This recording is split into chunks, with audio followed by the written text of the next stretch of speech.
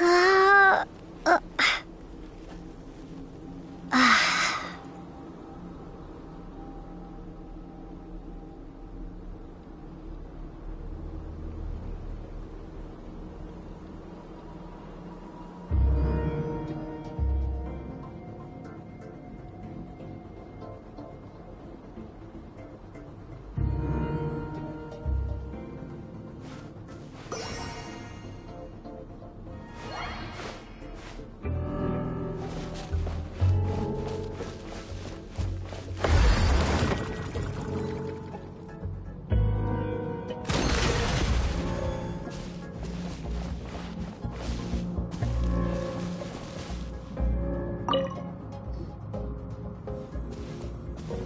Ready?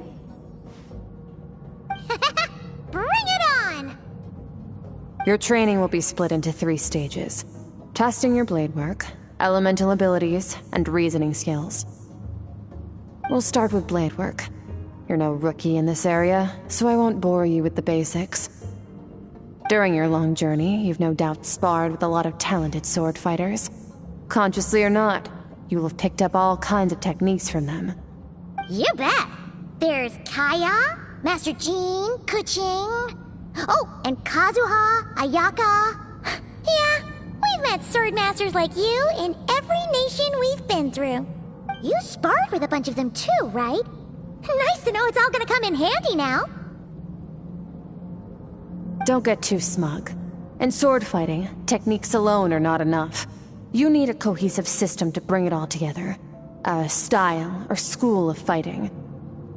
To use the human body as an analogy, your style is your skeleton, the foundation, the framework. Techniques are the muscles and other flesh attached to the bones. This is where your strength comes from. Improving your sword fighting is like growing that body.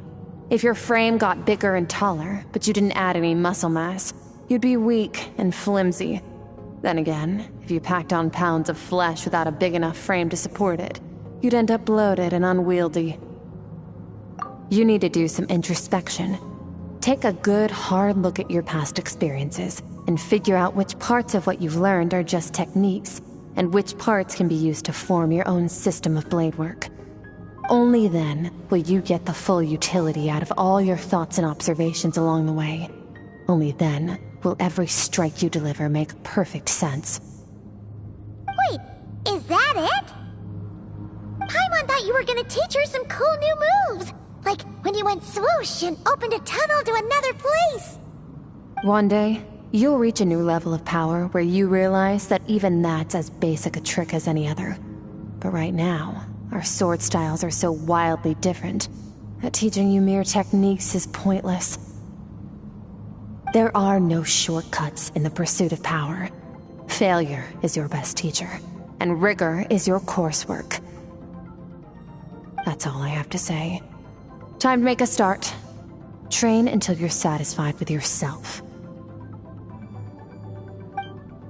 Now focus. Destroy the crystal columns as swiftly as you can.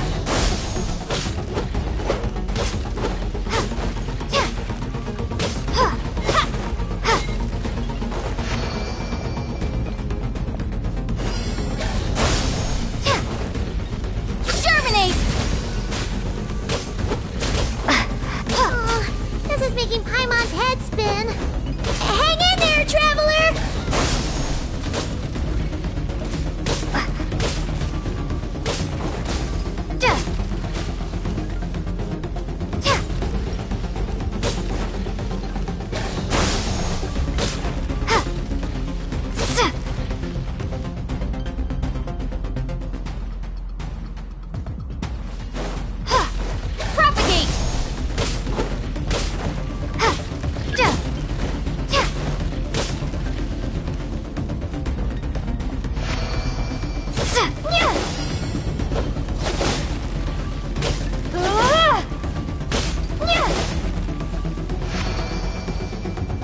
Stay calm.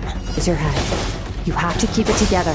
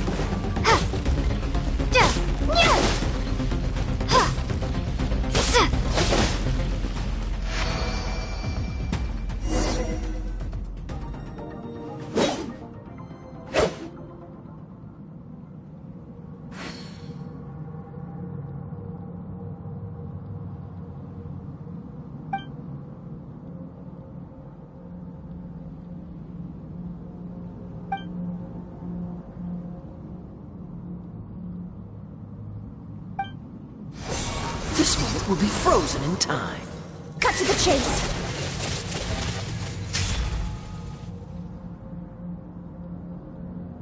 Consider a moment of true mastery that you've witnessed in another person, and ask yourself, what lies beneath the surface? What's their guiding philosophy? What's their state of mind as they maneuver their weapon?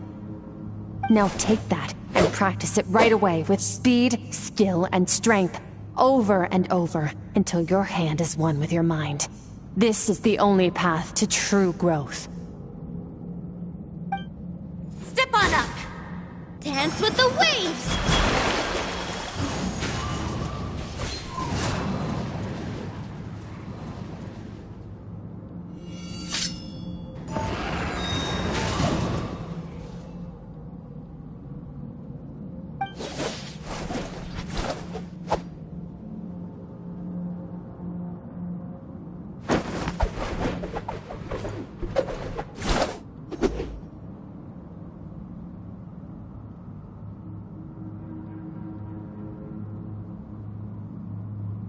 If you start to tire, empty your mind, but do not stop. Stay in that frame of mind as you keep up the fight. Get rid of all redundant movements. Imagine your sword is an extension of your own body. Wield it just as you wield your arms, hands, and fingers. 'Twas on a deserted, moonlit night that the hero approached the vile dragon's limpid lair. Ring cutter! Feathers fleeting wet, the white heron treads water, a sight without flaw. Master of Inazuma Kamisato art Tachijutsu.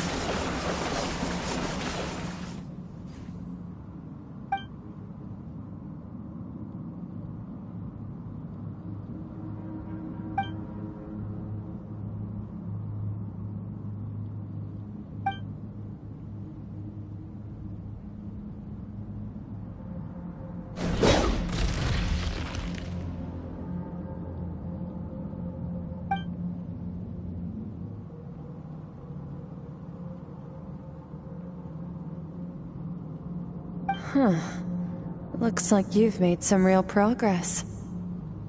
That concludes your training session. Awesome! Paimon knew you could do it! How do you feel? As you should be. Time flies when you're training hard. You've actually been going for several days now with no rest. Yeah, meanwhile Paimon's had a whole bunch of naps. But you were so focused, she didn't want to interrupt you. Go get some sleep. I'll be doing the same very soon.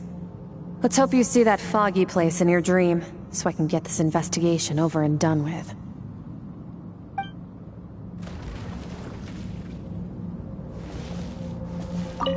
Sometimes, you have to practice a single movement 1,000,000, maybe 10,000,000 times, before the breakthrough moment comes. Nothing in the outside world can help you in this process. The most important thing is to remain patient.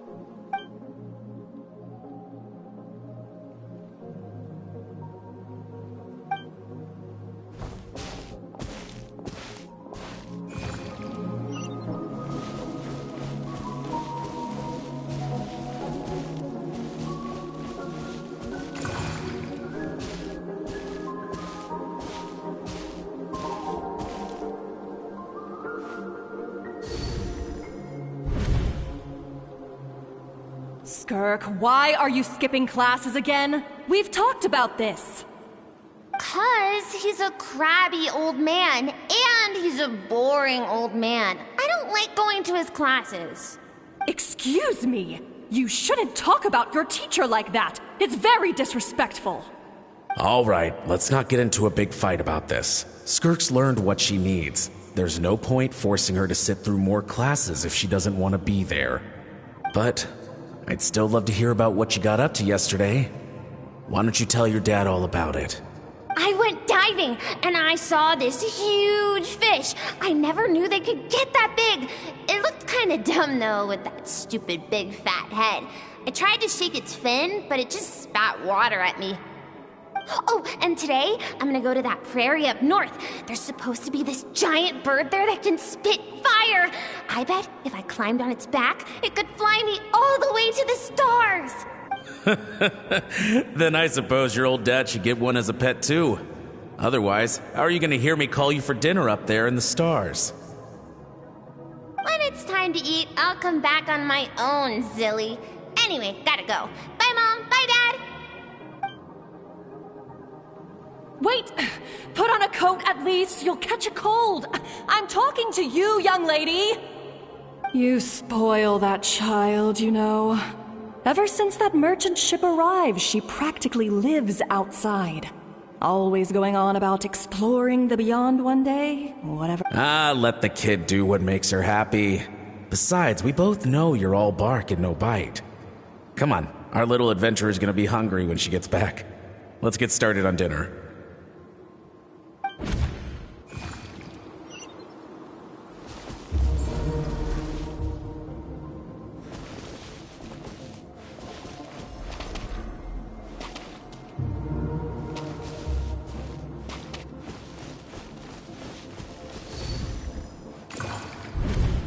The stars shimmer high above. But what lies beyond the stars? Mountains as far as the eye can see? An endless snowy plain? Or maybe buildings taller than the sky, like the people from the merchant ship said? I can't be the only one asking these questions. The universe is fascinating. If only I could meet some other people like me. We could set sail together and explore every corner of the world. I'm sick of being a kid. There's so many amazing things out there, and I'm ready to see them all. But for now, I'm starving. Better get back.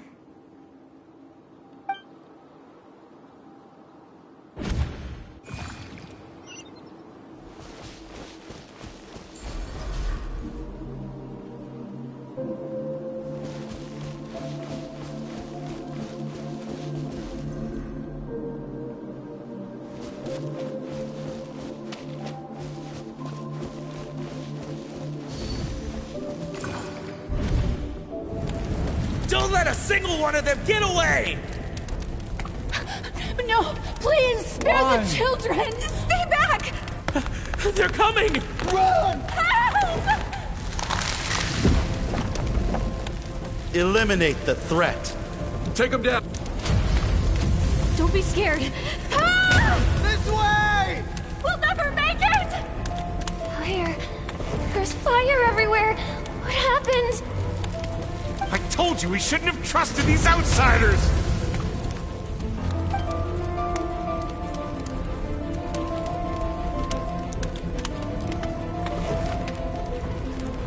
Why are you doing this? What did we do to deserve this? We welcomed you with our finest food and drink, showed you the best our home has to offer, gifted you cloth dyed by our own hands. Run! Save yourselves! Captain, Zone 3 is clear and we have Zone 2 surrounded. Begin extermination. Remember the orders from upper command. No one is to be left alive. Rest assured, sir. We have enough munitions to annihilate these savages and burn their entire civilization to the ground. Good. The only ones who put up a real fight are that man and his wife, correct? What's their status? We shot the man in the ankles and the wife broke her wrist attempting to fight back. They won't be doing much more fighting. They're holed up in their home for now, but they won't last long. To prevent them from making some kind of last stand, we're planning to clear out the other zones first so we can send a bigger squadron to surround them. Well, well. Turns out some of these beasts do know how to use their claws. Now the threat these savages pose will be undeniable. Let them cling to what's left of their lives for a little longer. Once the other zones are cleared, I'll cut off their heads myself.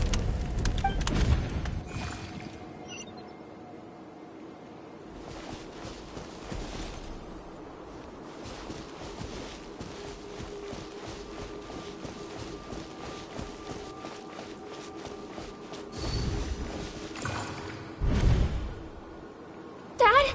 Mom? Skirk, you're all right? Thank heavens. I'm so happy to see you, sweet girl. But you need to go. It isn't safe here. They'll be back any second. What happened? You're bleeding a lot. Dad?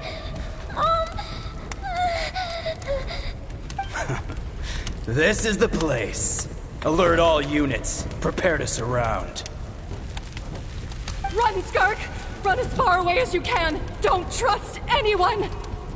Your dad and I, we're not afraid to stare death in the face, but we need you to survive. My clever girl, so curious. You're already so brave. I know you're going to grow up to be such a positive light in this world. Whenever you miss us, just play this song. Remember, life is a gift. Don't let darkness claim it. Break down the door!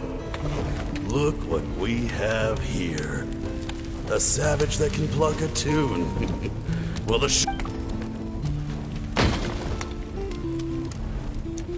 You! Stop singing! Shut it! I said shut it or I'll make you!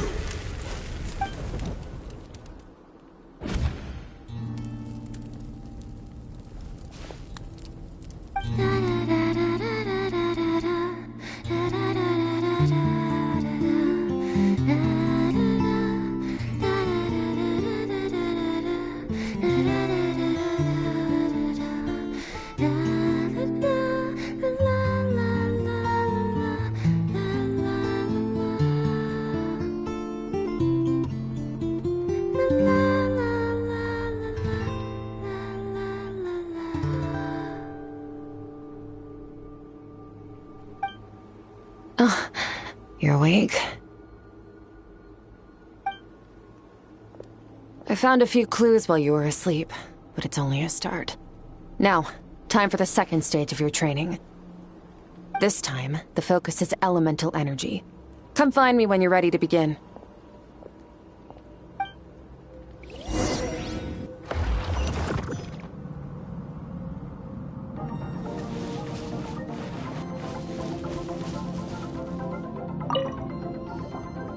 Man, staying in the abyss feels so surreal, don't you think? No day and no night. It's like time hardly exists. If we weren't careful to keep track, it feels like we'd have no idea how long we've even been here. Well, except for the fact that Paimon still gets hungry like clockwork. You go do your training. Paimon's gonna grab a bite.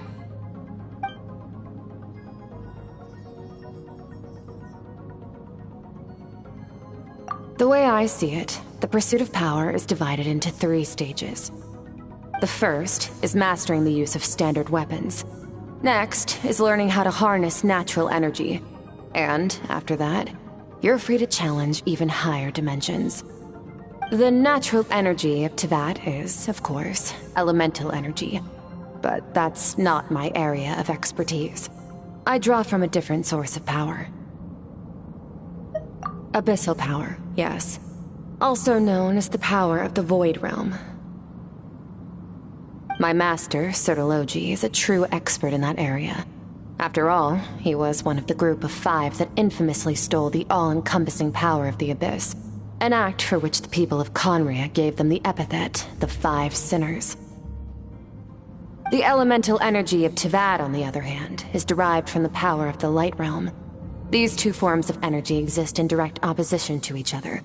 Suffice to say, there's not much I can teach you this time. A keen observation, traveler.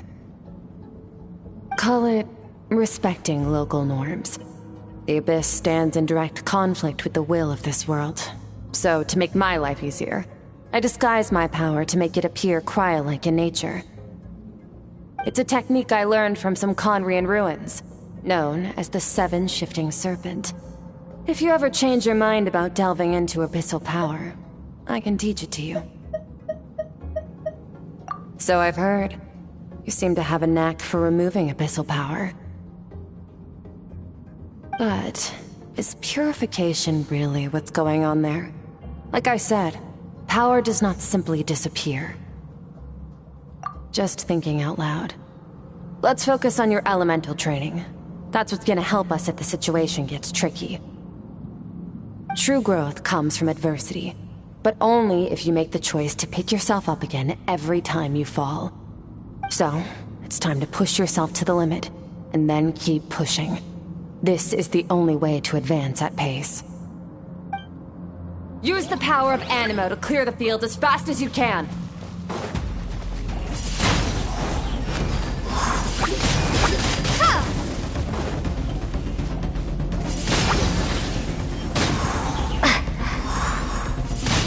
Windblade!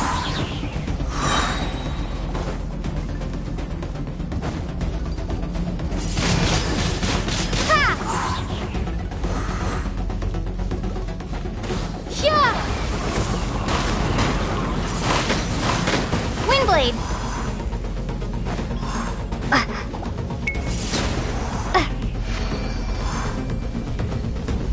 Observe your surroundings. Look for things you can use to tilt the scales of success in your favor.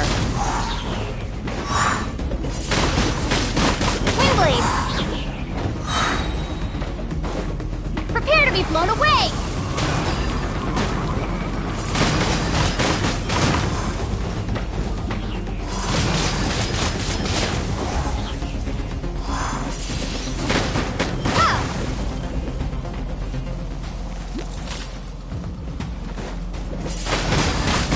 Windblade!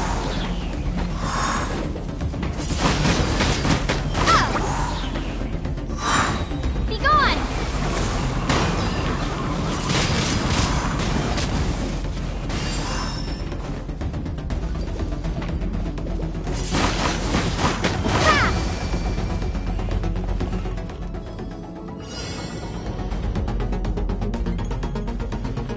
Use the power of Hydro to destroy the spikes. Water jet!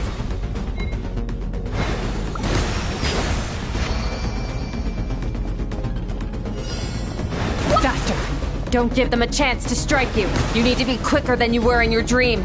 You can't afford another injury like that.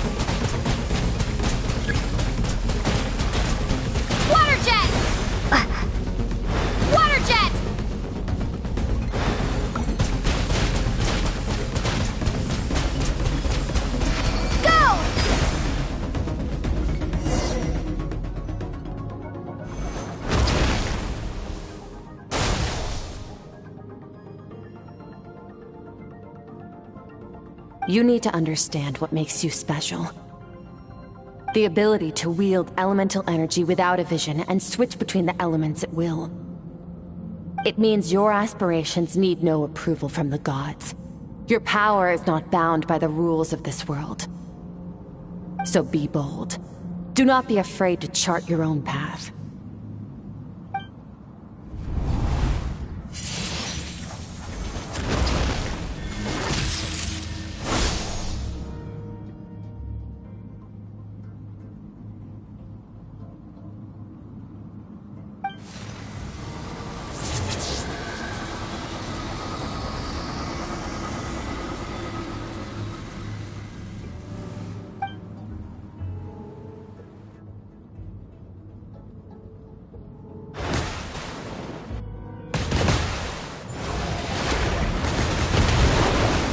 Very good.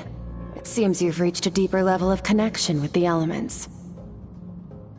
Long enough for you to lose yourself in your training, which is a good sign.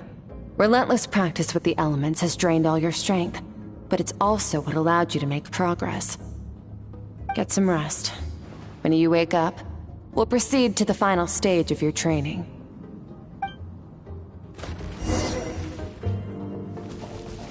If you wish to master the elements at a fundamental level, you must see the entire natural world. Nature in all its places and forms. That is part of what it means to be a traveler.